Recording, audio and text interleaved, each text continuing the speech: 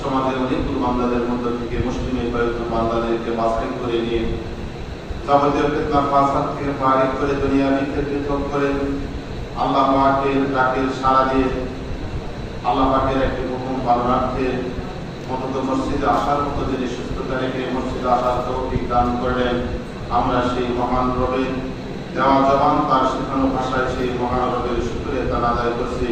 সকলে একটু সমস্যা করছি, বলছি আলহামদুলিল্লাহ।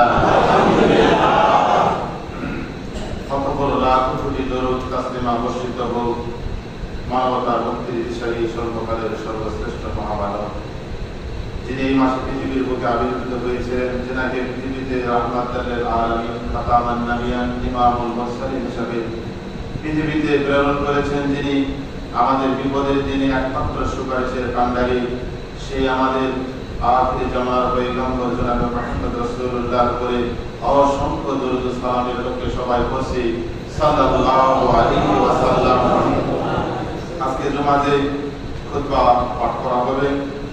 খুতবার আলোচনার বিষয় আমাদের সমাজে এবং রাষ্ট্রে একটা প্রথা প্রচলিত রয়েছে মিলাদুন নবী, অর্থাৎ নবীর জন্ম দিবস। নবীর জন্ম সংক্রান্ত কিভাবে নবীর জন্ম হলেন এবং জন্মের কি অলৌকিকত্ব জন্মের সময় ঘটেছিলেন, জন্মের পূর্বে পৃথিবীর অবস্থা কেমন ছিল সে সম্পর্কে খুতবার মধ্যে কিছু কথা বলা হচ্ছে।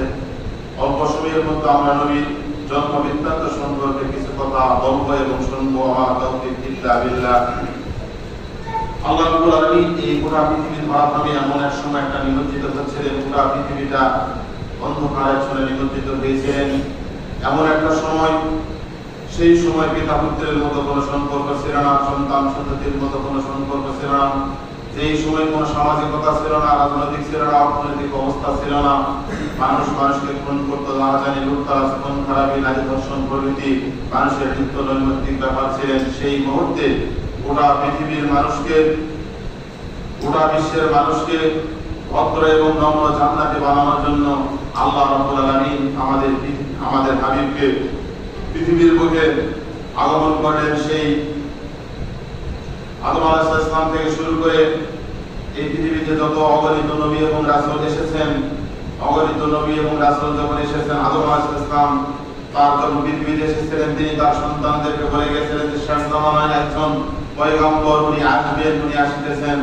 আদম আলাইহিস সালাম তার সন্তানদেরকে, তার সন্তানেরা তার সন্তানদেরকে এভাবে পর্যায়ক্রমে বলতে বলতে শীশ আলাইহিস সালাম, এরপরে হযরত ইদ্রিস আলাইহিস সালাম আস্তে আস্তে